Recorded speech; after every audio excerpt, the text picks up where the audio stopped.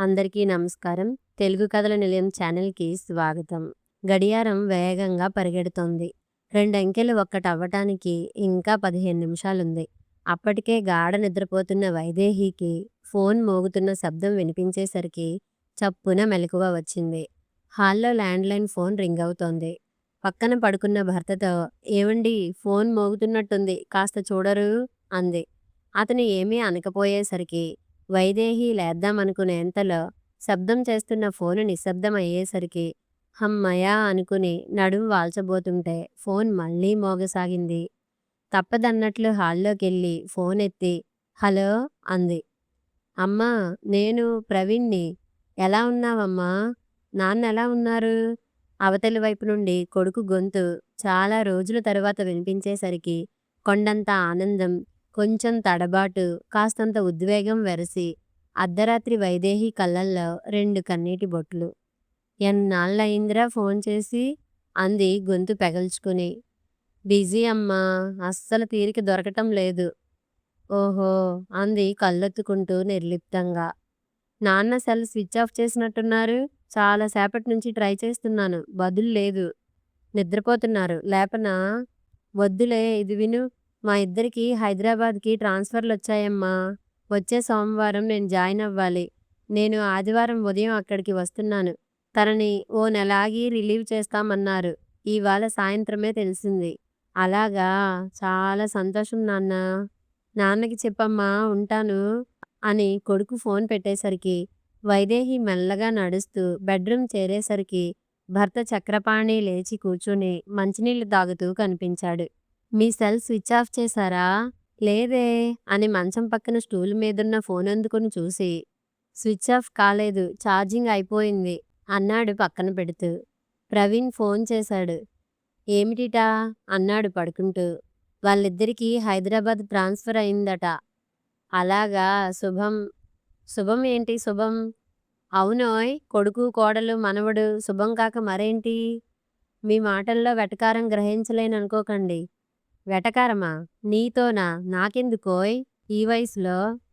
అది కాదండి, అక్కడ వాళ్ళిద్దరూ ఉద్యోగాలకెళుతూ పసివాణ్ణి క్రెచ్లో వదిలెళ్ళటం, అక్కడ వాడేడవటం, వాణ్ణి చూసి వీళ్ళు బాధపడటం, ఇహ మీద వాళ్ళకా చెర తప్పుతుంది అంటున్న వైదేహి వైపు చక్రపాణి విచిత్రంగా చూశాడు. మరో 10 నిమిషాల పాటు ఉన్న 2 బెడ్రూముల్లో కొడుకు కోడలికి ఏ బెడ్రూమ్ ఖాళీ చేసివ్వాలో, మనవడికి స్టాండ్ ఉయ్యాల ఎక్కడెయ్యాలో, మనవడికి ఏ టైంలో ఏ ఆహారం పెట్టాలనో మురిపెంగా చెబుతున్న వైదేహి వైపు చిద్విలాసంగా చూశాడు. ఏవి ఆ మంచినీళ్ళివ్వండి అంది ఆవలిస్తూ. చల్లని మంచినీళ్లు తాగి బాటిల్ పక్కన పెట్టి పడుకున్నదన్న మాటే గాని కంటిమీద కునుకు పట్టటం లేదు.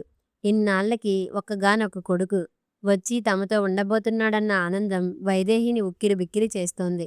భర్త మౌనంగా పడుకోబట్టి సరిపోయింది. లేకపోతే మళ్ళీ లేచి కూర్చుని ముచ్చట్లు పెడదామనుకుంది.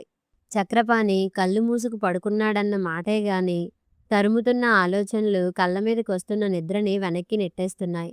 కళ్ళు తెరిచి భార్యవైపు చూశాడు. ఆమె పక్కకి తిరిగి పడుకుంది. తల తిప్పి పైకి చూశాడు. చీకటిని ఛేదించాలని చిన్న బెడ్ ల్యాంప్ నుండి వస్తున్న వెలుతురు చేస్తున్న ప్రయత్నాన్ని కళ్ళు చూస్తుంటే, అప్పుడు అలుముకున్న నిశ్శబ్దాన్ని జయించాలని వాల్ క్లాక్ చేస్తున్న చిన్న శబ్దాన్ని చెవులు రిక్కించి వింటున్నాయి. వాటి రెంటినీ తప్పించుకొని మనస్సు జ్ఞాపకాల దొంతరలపై పొరలని స్పృశించేసరికి కళ్ళముందు కావాల్సిన దృశ్యం ప్రత్యక్షమైంది. చక్రపాణి బ్యాంకులో అసిస్టెంట్ మేనేజర్. కూతురు భావన ఎంసీఏ చదివి ఉద్యోగంలో చేరిన 6 నెలలకే పెళ్లి కుదరటం, ఆపై నెలలోనే పెళ్లి జరగటం, మరుసటి నెలలో భర్తతో అమెరికా వెళ్లటం చకచకా జరిగిపోయాయి. ఏమిటండి ఇది? నిన్న మొన్నటి వరకు చదువులతో సరిపోయింది. పెళ్ళైనా అచ్చటాముచ్చటా తీరకుండానే అమ్మాయి అమెరికా వెళ్ళింది అంటూ భర్త ముందు వైదేహి వాపోతుంటే, ఇంజనీరింగ్ చదువుతున్న కొడుకు ప్రవీణ్, అమ్మా ఎప్పుడూ నిన్నంటి పెట్టుకుని ఉండే కోడల్ని తీసుకురా, అప్పుడు అక్కయ్య ఇక్కడ లేదనే లోటు తెలీదు అనేవాడు. క్యాంపస్ ఇంటర్వ్యూలో ప్రవీణ్ ఎంఎన్సీ కంపెనీలో ఉద్యోగానికి సెలెక్ట్ అవ్వడం, పూణేలో పోస్టింగ్ రావటంతో వెళ్ళిపోయాడు. నెలకి 22,000 జీతం చూసేసరికి ఇన్నాళ్ళు అంటిపెట్టుకున్న కట్టుబాట్లు కట్లు తెంపుకొని ఇన్నేళ్ల అమ్మానాన్నల శిక్షణ క్రమం తప్పి విలాస జీవితానికి జీతం అక్షయపాత్ర అయింది. ఊరుకోలేక వైదేహి ఎప్పుడైనా కొడుకుని జీతం గురించి అడిగితే తను కట్టే బట్టలకి, తినే తిండికి, ఉంటున్న ఇంటికి వచ్చేది సరిపోతుందని చెప్పేవాడు. కొడుకు వైఖరి నచ్చక భర్తతో అంటే చిన్నతనంలే అనేవాడు. చాలా సంవత్సరాల తర్వాత ఇంటికొచ్చిన ఆప్తమిత్రుడు ఆదినారాయణుని చూసి తెగ సంబరపడిపోయాడు చక్రపాణి. ఇద్దరూ ఒకప్పటి కొలీగ్స్. ఆదినారాయణ ప్రమోషన్ మీద నార్త్ ఇండియా వెళ్ళాక ఈ మధ్యే స్వరాష్ట్రానికొచ్చాడు. మాటల మధ్య ఆదినారాయణ రెండో కూతురు హిమజ గురించి, చక్రపాణి కొడుకు ప్రవీణ్ గురించి ప్రస్తావనొచ్చి పెళ్లి మాటలు దొర్లాయి. హిమజ బ్యాంక్లో పనిచేస్తోందని చెప్పి ఓ పర్యాయం ఇంటికి రమ్మని ఆహ్వానించెళ్ళాడు ఆదినారాయణ. మరుసటి వారంలో మంచి రోజు చూసుకొని ఆదినారాయణ ఇంటికెళ్లారు చక్రపాణి దంపతులు. సాంప్రదాయబద్ధంగా ఉన్న హిమజని చూసి ముచ్చటపడి, అమ్మాయి అచ్చు మన భావనలాగే ఉందండి అంది భర్తతో వైదేహి. చక్రపాణి అదే ఫీలవ్వటంతో ప్రవీణ్ ఫోటోలు హిమజకి చూపించారు. ఆ మన్నాడు కొడుకుతో మాట్లాడి నెట్ ద్వారా హిమజ ఫోటోలు కొడుక్కి పంపారు.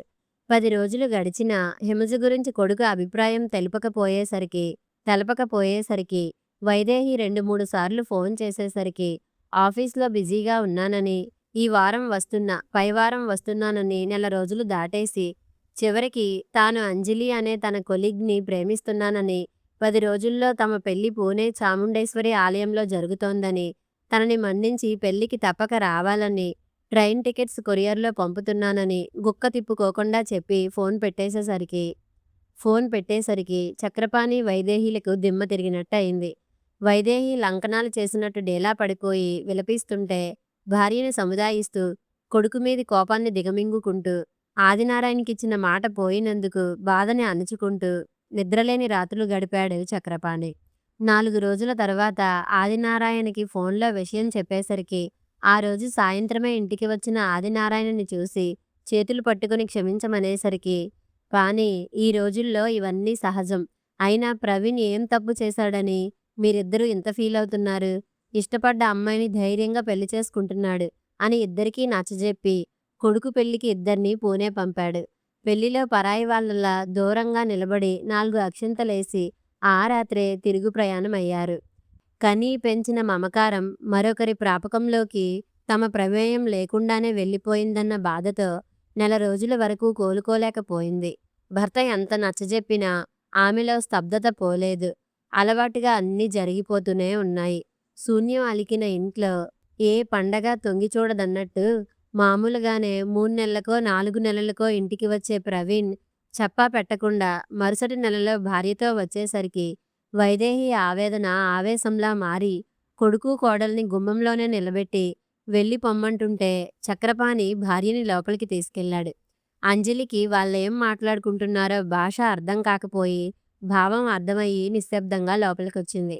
ఆవేశం తగ్గిన వైదేహి కాసేపటికి మామూలై కోడలితో ఏం మాట్లాడబోయినా భాష అడ్డుపడి దూరాన్ని దగ్గర చేయలేకపోయింది. అంజలిని చూస్తున్న కొద్దీ ఆమె కళ్ళకి చూపు కందనంత దూరంలో హిమజ నిలబడి అత్తయ్య అని నోరారా పిలుస్తున్నట్లు అనిపిస్తుంటే, కళ్ళ ముందు నిలబడ్డ కోడలు మాజీ, ఆంటీ అని పిలుస్తుంటే తెలుగుదనం తెల్లబోయినట్లు విలవిల్లాడింది. ఆ కాలంలో తెలుగు BA చదివిన వైదేహి మనసు. షట్ర సోపేతంగా కొడుకు కోడలి కోసం వంట చేస్తే రోటీ సబ్జీ కావాలని అంజలి అమాయకంగా అడుగుతుంటే వైదేహి విస్తుపోయింది. కోడలితో ఏం మాట్లాడాలన్నా కొడుకు అనువాదం చేయాల్సొచ్చేసరికి ఉండబట్టలేక, ఈ లక్షణంతో రేపు మా గొంతులో గుక్కెడు నీళ్ళైనా పోస్తుందంట్రా నీ పెళ్ళం అంది కొడుకుతో వైదేహి. పెళ్ళైన 10 నెలలకే కొడుకు పుట్టాడని మనవన్ని చూడటానికి రమ్మని ప్రవీణ్ ఫోన్లో చెప్పగానే అసలు కంటే వడ్డీ ముద్దనిపించిందేమో మనవన్ని చూడటానికి తహతహలాడుతూ వైదేహి బయలుదేరడంతో చిద్విలాసంగా ఆమెను అనుసరించాడు చక్రపాణి. 2 మనుషులకి ఇంత పెద్ద ఇల్లా అనుకుంది వైదేహి కొడుకు కోడలు ఉంటున్న 3 బెడ్రూమ్ ఫ్లాట్ చూసి. లోపలికెళ్ళాక గానీ తెలియలేదు. కోడలి తల్లిదండ్రులు ఆ ఇంట్లోనే ఉండటం చూసి అవాక్కయ్యారు. వాళ్ళ పద్ధతులు, వాళ్ళొండి పెట్టే తిండి తినలేక ఆ రోజు రాత్రి వైదేహి వంట చేసేసరికి ఆవురావురమని తింటున్న కొడుకుని చూసిన వైదేహి మనసులో వైగై నది ఉప్పొంగినట్టు అయింది. ఆ తరువాత మళ్ళీ ఇదిగో సంవత్సరానికి కొడుకు బదిలీ వార్త విని ఉక్కిరిబిక్కిరవుతోంది. ఇన్నేళ్ళు ఓ పక్క తల్లిదండ్రుల బాధ్యతలు, మరో పక్క పిల్లల చదువు సంధ్యల బాధ్యతలు నెరవేర్చేసరికి వయసు మీద పడుతోందని గుర్తుచేస్తూ ఫలిత కేశాలు, బీపీ, షుగర్లు బోర్డర్ లైన్లు దాటేశాయి. ఇప్పుడు కొత్త బరువు బాధ్యతల కోసం వైదేహి ఉబలాట పడటం చూస్తుంటే బంధనాలు తెంచుకున్న వీడని బంధాలు పంజరంలోనే పడి విలవిలలాడుతున్నట్లు అనిపిస్తుంది. పెళ్ళైన కొత్తల్లో ఎల్టీసీ మీద ఓసారి ఢిల్లీ, మరోసారి కన్యాకుమారి వెళ్ళటం మినహా మరే మధురోహాలు లేవు. బ్యాంక్లో కొలీగ్ సిమ్లా వెళ్ళాం, ఊటీ వెళ్ళాం అని గొప్పగా చెప్పుకుంటుంటే చక్రపాణికి భార్య మాటలు జ్ఞప్తికొచ్చేవి. మనం బ్రతిగుండగా మన దేశాన్ని కాదు గదా, కనీసం మన రాష్ట్రంలో ఉన్న ప్రదేశాలకు కూడా నన్ను తీసుకెళ్ళేట్టు లేరు అనేది. ఆమెకి విహారయాత్రలంటే అంత ఇష్టం మరి. వైదేహి మాటల్లోనూ వాస్తవం ఉంది. చిన్నప్పటి నుంచి వింటున్న శ్రీరామనవమి ఘనంగా జరిగే పక్కనున్న భద్రాద్రి రాముణ్ణి చూడగలిగామా? దేశ విదేశాల నుంచి ఎంతోమంది వచ్చి కన్నుల పండుగగా తిలకించే ఏడుకొండలవాడి బ్రహ్మోత్సవాలకి వెళ్ళగలిగామా? అంతెందుకు, హైదరాబాద్లో ఉన్న ఐమాక్స్లో ప్రాణం ఒప్పి ఓ సినిమా చూడగలిగామా? జీవితం ఇన్నేళ్లు గాడిలో తిరిగే గానుగెద్దులాగే సాగింది. మధ్యతరగతిలో మధ్యంతరం వాళ్లకే ఈ బరువులు, బాధ్యతలు. అటు కన్న తల్లిదండ్రుల్ని కడతేర్చడంలోనూ, ఇటు కన్న పిల్లల్ని కృతకృత్యుల్ని చేయటంలోనూ మధ్య వారధుల్లా మారుతున్నారే తప్ప వాళ్ళేం కోల్పోతున్నారో గ్రహించలేకపోతున్నారు. అది తెలుసుకునేసరికి వార్ధక్యపు వడిలో వచ్చి వాలిపోతున్నారు. వైదేహి దగ్గటం వినిపించేసరికి చక్రపాణితో అప్పటి వరకు తోడున్న కొడుకు తాలూకా జ్ఞాపకాలు వేగంగా వైదొలిగిపోయాయి. మంచం పక్కనున్న కిటికీ తెరిచాడు. చల్లగాలి రివ్వున వీచేసరికి ఆలోచనలతో వేడెక్కిన మెదడుకు హాయి అనిపించింది. అలసిపోయిన కళ్ళు రెప్పలు వాల్చగానే ఆలస్యం చేయకుండా నిద్ర ఆక్రమించుకుంది. 2 రోజుల తరువాత ప్రవీణ్ వచ్చాడు. కుశల ప్రశ్నలు, అల్పాహారాలు పూర్తయ్యాక చక్రపాణి కొడుకుతో ఆబిడ్స్ వరకు వెళ్ళొద్దాంరా అన్నాడు. వాడెందుకు, మీరెళ్ళొద్దురు, బెడ్రూమ్ ఖాళీ చేయాలి, ఇల్లు సర్దాలి అందుకుంది వైదేహి. అవన్నీ నింపాదిగా చేసుకోవచ్చు, మేమిద్దరం వెళ్ళొస్తాం, నువ్వు త్వరగా వంట చెయ్యి. అమ్మా, నాకు బయట పనుంది, నాన్నతో వెళ్ళొస్తా అని తండ్రితో బయలుదేరాడు ప్రవీణ్. 20 నిమిషాల్లో తండ్రి కొడుకులిద్దరూ ట్యాంక్ బండ్ చేరుకున్నారు. బైక్ పార్క్ చేసి, రా ఇక్కడ కాసేపు కూర్చుందాం అన్నాడు చక్రపాణి. శ్రీశ్రీ విగ్రహం సమీపాన చెట్టు నీడని కూర్చుంటూ. చెప్పండి నాన్న, ఏమిటి సంగతులు? అంతలో ప్రవీణ్ సెల్ ఫోన్ మ్రోగింది. నెంబరు చూసి, హలో అంజలి, బోల్ అంటూ భార్యతో 10 నిమిషాలు మాట్లాడి తండ్రి వైపు తిరిగి, అంజలి నాన్న, బాబీగాన్ని క్రచ్లో వదిలి ఆఫీస్కెళ్తుంటే ఏడుస్తున్నట్ట అన్నాడు. సరే, నువ్వు చేరబోయే ఆఫీస్ ఎక్కడుంది? హైటెక్ సిటీ దగ్గర. మరి మారేడుపల్లి నుంచి రోజు వెళ్ళి రావటం దూరం అవుతుందేమో? దూరమే నాన్న, ఇద్దరం ఓ గంట ముందు బయలుదేరితేనే గాని టైంకి వెళ్ళగలం. బాబీగాన్ని అమ్మ చూసుకుంటుంది, మేము వచ్చేసరికి రాత్రి 10 అవుతుంది. అలా చూస్తానని మీ అమ్మ చెప్పిందా? అదేమిటి నాన్న, అమ్మ చెప్పడం ఏమిటి? వినకూడనిది విన్నట్టున్నాడు ప్రవీణ్. ఇప్పుడు మీ అమ్మ వయస్సెంతో తెలుసా నీకు? 50+ ఉండొచ్చు. మీ అమ్మ ఆరోగ్యం గురించి ఎప్పుడైనా అడిగావా? అమ్మకేమైంది నాన్న? ఆరోగ్యం సరిలేదా? నాతో ఎప్పుడూ చెప్పలేదేం? తెలుసుకోవాల్సిన అవసరం, తీరిక నీకు లేవనుకొని చెప్పలేదేమో. ఏమిటి నాన్న కొత్తగా మాట్లాడుతున్నారు? కొత్త పరిస్థితులు ఎదురవుతున్నప్పుడు పాత పద్ధతుల్నే పట్టుకు వేలాడటం ఇష్టం లేక? అంటే మీ అమ్మకి బీపీ, షుగరు వచ్చాయి, నాకు బీపీ ఉంది. అందుకని నువ్వు నీ భార్యతో వచ్చి ఇంట్లో ఉండటం కంటే మీ ఆఫీసులకి దగ్గరలో ఇల్లు తీసుకుని ఉండటం మంచిదంటున్నాను. ఇంట్లో మమ్మల్ని ఉండొద్దంటున్నారా? ఇంకా మేం ఈ బంధాల ఉచ్చులోనే కూరుకుపోయి చచ్చిపోదలుచుకోవటం లేదు. మాకు స్వేచ్ఛ కావాలి, విశ్రాంతి కావాలి. మారుతున్న కాలంతో బాటు మాకున్న చిన్న చిన్న కోర్కెల్ని కనీసం ఇప్పుడైనా తీర్చుకోవాలిగా. ఎందుకంటే నాకింకా సర్వీస్ 2 ఏళ్లే ఉంది. మేము ఇంట్లో ఉంటే మీకు స్వేచ్ఛ ఉండదంటారా? ఖచ్చితంగా. నేను నిన్ను తప్పుపట్టడం లేదు. మీ జనరేషన్ని చూసి మేము ఎంతో నేర్చుకోవాల్సింది ఉందని అనుకుంటున్నాను. మౌనంగా తండ్రినే చూస్తున్నాడు ప్రవీణ్. నిన్నే తీసుకో, చదువుకున్నన్నాళ్ళు ఎన్ని కబుర్లు చెప్పేవాడివి. అరటిపండు ఒలిచి మీ అమ్మ చేతిలో పెట్టి అరచేతిలో వైకుంఠం చూపించావు. మాటలతోనే ముల్లోకాలు తిప్పి చూపించావు. నీకు ఉద్యోగం వచ్చాక అవన్నీ నిజం చేస్తావని మీ అమ్మ కలలు కంటుండేది. కానీ నీకు రెక్కలొచ్చాక గాని తెలియలేదా పిచ్చిదానికి, నువ్వు చెప్పిన తీపి కబుర్లన్నీ మున్ముందు మింగించబోయే చేదు మాత్రలపై పూసిన పంచదార పూతలని. ప్రవీణ్ మొహం వివర్ణమైంది తండ్రి మాటలకి.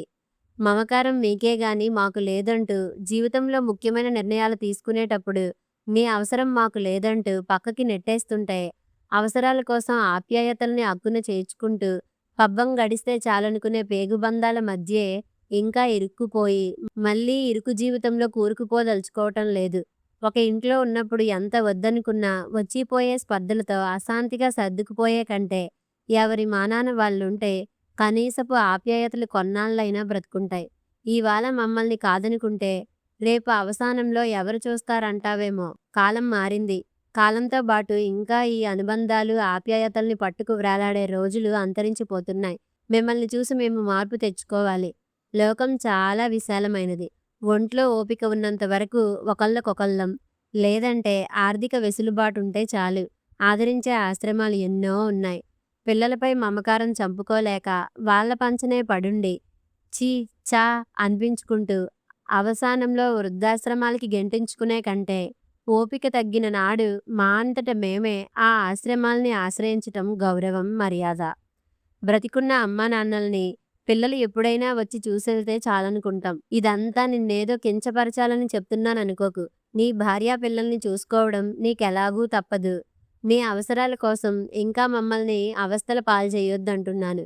మీకు లేని ఆప్యాయతల్ని మేమింకా పట్టుకుని వ్రేలాడే ఓపిక లేదంటున్నాను. రెప్ప వాల్చకుండా చూస్తున్న ప్రవీణ్ భుజంపై చెయ్యేసి, చూడు, ప్రాయం వచ్చిన కూతురికి పెళ్లి చేసి పంపితే బరువు, బాధ్యతలు తీరిపోతాయి. కానీ 25 కొడుక్కి పెళ్లి చేస్తే బరువు దించుకున్న బాధ్యతలు వెంబడిస్తున్నాయి. అందుకే మేం మళ్ళీ ఈ బాధ్యతల రొంపిలో దిగదలుచుకోలేదు. ఈ విషయాలు మీ అమ్మ ముందో, భార్య ముందో చర్చించటం సబబు గాదు. ఇంటి యజమానిగా నా నిర్ణయం నేను చెప్పాను. ఇప్పుడు నువ్వు, భార్యా పిల్లలున్న కుటుంబ యజమానివయ్యావు గాబట్టి ఏం చేస్తే బాగుంటుందో ఆలోచించి నిర్ణయం తీసుకోవడం నీ విజ్ఞతకే వదిలేస్తున్నాను అని ముగించి లేచాడు చక్రపాణి. మధ్యాహ్నం భోజనాలయ్యాక, ప్రవీణ్ రారా ఈ గది ఖాళీ చేద్దాం అంటున్న తల్లితో, ఎందుకమ్మా, రోజు ఇక్కడ్నుంచి హైటెక్ సిటీ వరకు వెళ్ళి రావటం కష్టం. ఆఫీస్కి దగ్గరలో ఇల్లు తీసుకుంటా అన్నాడు. అదేమిట్రా విడ్డూరం గాకపోతే? ఇద్దరూ ఉద్యోగాలకెళితే పసివాణ్ణెవరు చూస్తారు? క్రెచ్చులుంటాయి గదమ్మా అన్నాడు ప్రవీణ్ సోఫాలో పడుకుంటూ. ఏమిటన్నట్టు భర్తవైపు చూసింది వైదేహి. తనకేమీ తెలీదన్నట్టు పెదవి విరిచాడు చక్రపాణి గుంభనంగా. కథ సమాప్తం. మరిన్ని మంచి కథల కోసం మా ఛానల్ని లైక్ చేయండి, షేర్ చేయండి, సబ్స్క్రైబ్ చేసుకోండి.